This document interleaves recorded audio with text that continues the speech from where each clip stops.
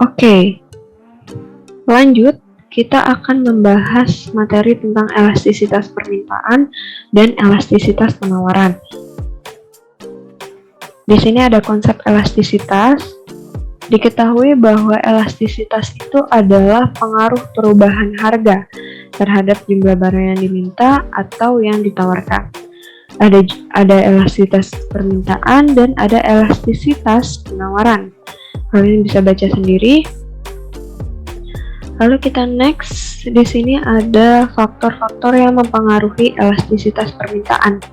Yang pertama, ketersediaan barang substitusi. Jadi permintaan terhadap suatu barang itu akan bersifat lebih elastis kalau barang tersebut punya barang substitusi.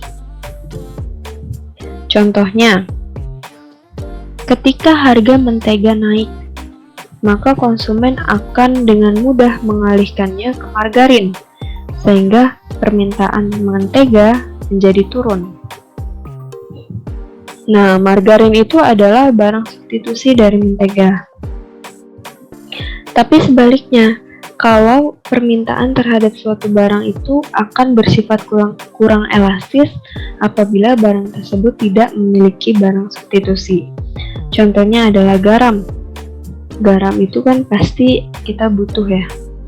Para ibu rumah tangga pasti tidak akan mencari pengganti garam untuk masakannya gitu ya, untuk membumbui masakannya. Meskipun harga garam itu naik, ya tetap akan beli garam karena garam tidak ada barang penggantinya gitu ya, tidak memiliki barang substitusi. Jadi seperti itu. Oh ya, kalau kalian belum tahu, mentega sama margarin itu beda ya. Kalau mentega itu atau butter gitu ya, itu dari produk hewani, atau terbuatnya itu biasanya dari susu gitu ya. Nah, kalau margarin itu produk nabati atau dari minyak tumbuh-tumbuhan. Seperti itu. Jadi margarin itu adalah barang substitusi dari mentega. Oke, kita lanjut ke faktor yang kedua, yaitu proporsi pendapatan yang dibelanjakan untuk suatu barang. Maksudnya seperti apa? Jadi jika harga suatu barang itu hanya merupakan bagian yang sangat kecil dari pendapatan kita, maka permintaan terhadap barang tersebut sifatnya menjadi kurang elastis. Contohnya seperti ini. Kita pengen beli permen, tapi harga permen itu lagi naik. Maka kita akan tetap membeli permen itu. Karena ya senaik-naiknya harga permen berapa sih gitu kan? Senaik-naiknya harga permen tidak akan menghabiskan pendapatan kita gitu kan. Jadi kita tetap membeli permen itu. Nah, sebaliknya yang elastis seperti apa? Nah, yang elastis itu apabila harga suatu barang merupakan bagian yang sangat besar terhadap pendapatan kita. Maka cenderung bersifat elastis. Contohnya ketika kita pengen membeli motor. Nah, ketika harga motor tersebut lagi naik, maka kita sebagai pembeli akan menunda gitu untuk membeli motor tersebut sampai harga motor tersebut turun. Karena kalau kita beli motor itu saat harga lagi naik-naiknya, bisa saja menghabiskan sebagian besar pendapatan kita. Jadi berbeda kasusnya dengan permen yang tadi. Kita lanjut ke faktor yang ketiga, yaitu kategori barang, kebutuhan pokok dan kebutuhan mewah. Kalau barang yang kita butuhkan itu merupakan kebutuhan pokok kita, maka permintaannya bersifat inelastis atau kurang elastis. Kita balik lagi ke contoh yang garam tadi. Walaupun harga garam itu naik gitu ya, ataupun turun, kita nggak bakal berhenti untuk membeli garam, karena itu merupakan kebutuhan pokok kita, kebutuhan untuk sehari-hari gitu ya, untuk memasak. Nah, itu termasuk kebutuhan pokok. Sebaliknya, kalau penjualan barang-barang kebutuhan mewah sangat dipengaruhi oleh harga. Misalkan yang penjualan motor tadi. Penjualan motor akan meningkat apabila harganya sedang turun.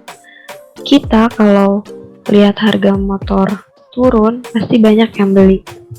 Tapi kalau harga motornya itu lagi naik, pasti sedikit yang beli. Karena konsumen pasti akan menunda untuk membeli motor saat harganya naik gitu, dan menunggu harganya turun. Nah, oleh karena itu permintaan barang-barang kebutuhan mewah cenderung bersifat lebih elastis. Lalu kita lanjut ke faktor yang keempat, keragaman penggunaan barang.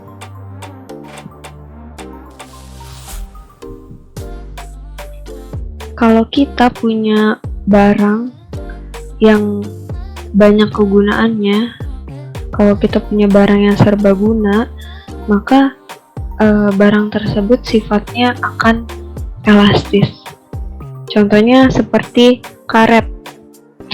Karet itu bisa digunakan untuk membuat mainan, membuat sepatu, membuat bola gitu kan.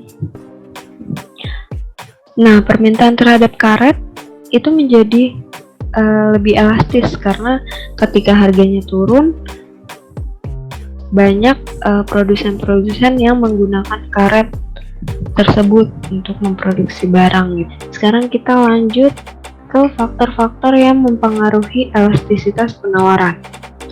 Yang pertama, waktu yang dibutuhkan untuk berproduksi. Untuk memproduksi suatu barang, pastinya kita butuh waktu gitu ya. Nah, produk-produk yang membutuhkan waktu lama untuk diproduksi, itu penawarannya bersifat inelastis. Karena walaupun harganya naik, produsen nggak bisa tuh cepat-cepat menambah persediaan produknya. Kasus ini seperti sering terjadi pada produk kerajinan di Indonesia. Pengrajin itu nggak bisa memenuhi tambahan pesanan dengan cepat, meskipun harga barang kerajinan itu lagi naik. Karena barang-barang hasil kerajinan itu cenderung tidak elastis, karena kita butuh waktu yang cukup lama untuk membuat kerajinan-kerajinan tersebut, kan? Nah, berbeda dengan penawaran barang-barang dari hasil industri, itu cenderung bersifat lebih elastis karena proses pembuatannya itu cepat, bisa pakai mesin-mesin, bisa pakai teknologi yang lebih canggih. Jadi kalau kita mesen sepeda motor 1000 unit, maka dalam waktu yang relatif singkat pesanan tersebut bisa dipenuhi.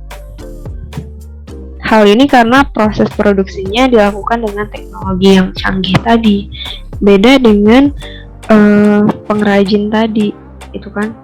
Kita nggak bisa membuat kerajinan cepet-cepet karena itu kita buat pakai teknik yang sederhana gitu ya, nggak pakai mesin yang teknologi canggih. Jadi kita harus tetap butuh waktu untuk memproduksinya. Lalu yang kedua, daya tahan barang. Nah, ada produk-produk yang bisa disimpan dalam waktu lama. Tapi ada juga produk-produk yang dalam waktu singkat itu cepat rusak. Misalnya produk pertanian nih, buah-buahan gitu misalkan. Buah-buahan itu kan nggak bisa gitu disimpan lama-lama. Pasti dia akan busuk gitu kan. Walaupun misalkan harga buah itu murah, harga buah itu sedang turun, tapi kalau daya tahannya udah berkurang, pasti produk tersebut harus segera dijual untuk menghindari terjadinya kerugian. Maka elastisitas penawaran dari produk-produk yang tidak tahan lama itu sifatnya tidak elastis. Kalau produk-produk yang bisa disimpan lama itu sifatnya elastis. Lanjut yang ketiga, di sini mobilitas faktor produksi. Faktor produksi ini bisa dikatakan memiliki mobilitas yang tinggi apabila mudah pindah dari satu tempat ke tempat yang lain. Jika faktor produksi memiliki mobilitas yang tinggi, maka produksi dapat menyesuaikan kapasitas produksinya atau besarnya produksi, dan penawarannya itu cenderung bersifat lebih elastis.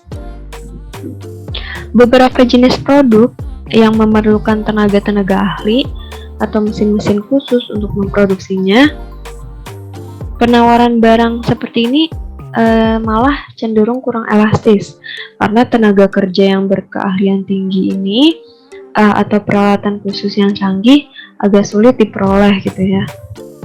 Sebaliknya, pada produk-produk yang tidak memerlukan tenaga ahli atau mesin-mesin khusus, penawarannya bersifat lebih elastis. Lalu faktor yang terakhir, yaitu kemudahan produsen baru untuk memasuki pasar.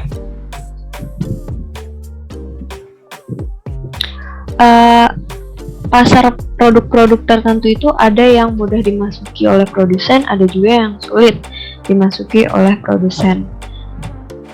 Misalnya kita lihat di sini makanan ya, makanan.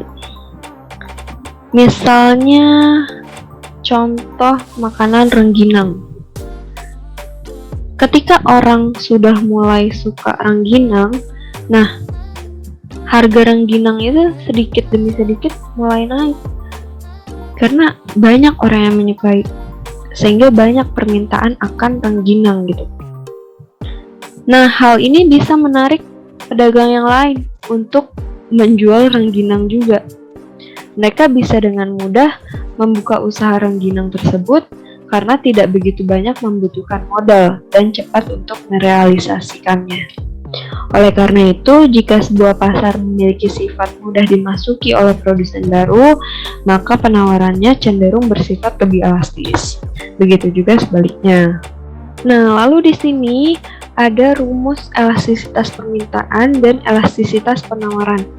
Bisa kalian catat rumusnya biar lebih mudah lagi memahaminya.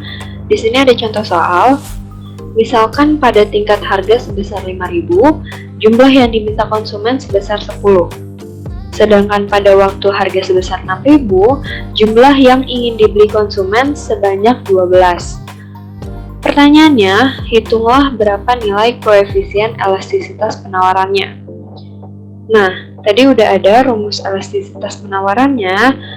Kita tulis dulu rumusnya di sini. IS sama dengan delta Q per delta P dikali P per Q. Nah, kita masukin dulu nih IS-nya. Sama dengan delta Q, berarti Q2 dikurang dengan Q1. Tadi Q2-nya 12 dikurang dengan Q1-nya yaitu 10. Per delta P. P2 dikurang dengan P1. P2-nya tadi 6.000 dikurang dengan P1-nya yaitu 5.000 dikali dengan P per Q. Di sini P-nya yaitu P1 ya. 5.000 per Q atau Q1-nya 10. Kurangkan. Jadi IS sama dengan 12 dikurang 10, 2 per 6.000 dikurang 5.000 yaitu 1.000. Dikali dengan 5.000 per 10. Maka di sini jumlahnya IS sama dengan 2 dikali 5.000 sama dengan 10.000 per 1.000 dikali dengan 10 sama dengan 10.000. Maka 10.000 dibagi dengan 10.000, IS-nya sama dengan 1. Semoga bisa dipahami. Kalau yang belum paham nanti bisa bertanya. Sekarang kita lanjut ke jenis-jenis elastisitas. Koefisien elastisitas permintaan dan penawaran memiliki sifat-sifat tertentu. Yang pertama, permintaan atau penawaran bersifat elastis atau E lebih dari 1. Contohnya itu barang-barang yang memiliki barang pengganti atau barang substitusi seperti mentega tadi. Nah, itu sifatnya elastis. Lalu yang kedua, permintaan atau penawaran bersifat inelastis atau E kurang dari 1. Contohnya seperti beras. Beras itu kita sebagai masyarakat Indonesia kan mayoritas makannya beras. Maka beras itu menjadi bahan pangan utama kita. Nah, ketika harga beras itu naik, kita akan tetap membeli beras karena itu merupakan bahan pangan utama kita gitu ya. Tapi ketika harga beras itu naik, kita nggak bisa dong nggak membeli beras. Maka kita akan tetap membeli beras, tapi bisa saja konsumsi kita yang dikurangkan karena harga beras itu lagi naik gitu. Contohnya seperti itu. Lalu kita lanjut lagi. Yang ketiga, di sini permintaan dan penawaran bersifat unitary atau unitar atau E sama dengan 1. Contohnya dari produk elastisitas unitar ini nggak bisa disebutkan secara spesifik ya. Tapi kurvanya kalau digambarkan menjadi seperti yang ada di layar. Lalu selanjutnya, permintaan atau penawaran bersifat elastis sempurna atau tidak terhingga. E sama dengan tidak terhingga. Lambangnya seperti itu, simbolnya. Contohnya apa? Contohnya produk yang permintaannya itu bersifat tak terhingga atau elastis sempurna gitu ya, yaitu barang-barang yang bersifat komoditi. Artinya, produk tersebut merupakan barang atau jasa yang memiliki karakteristik atau fungsi sama meskipun dijual di tempat yang berbeda atau diproduksi oleh produsen yang berbeda. Jadi sifatnya itu elastis sempurna karena karakteristik dan fungsinya itu sama walaupun dijual dimanapun dan diproduksi oleh siapapun, karakteristik dan fungsinya itu tetap sama. Jenis elastisitas yang terakhir yaitu permintaan atau penawaran bersifat inelastis sempurna atau E sama dengan 0. Contohnya itu tanah. Oke, ini kesimpulan dari materi kita hari ini. Bisa kalian baca sendiri. Semoga materi yang disampaikan hari ini bisa bermanfaat dan bisa dipahami dengan baik. Kalau ada yang belum paham, nanti bisa ditanyakan. Dan nanti setelah ini akan ada tugas. Oke, sampai sini materi kita hari ini. Terima kasih yang sudah menonton sampai akhir. Semoga bisa paham materi yang sudah dijelaskan. Wassalamualaikum warahmatullahi wabarakatuh.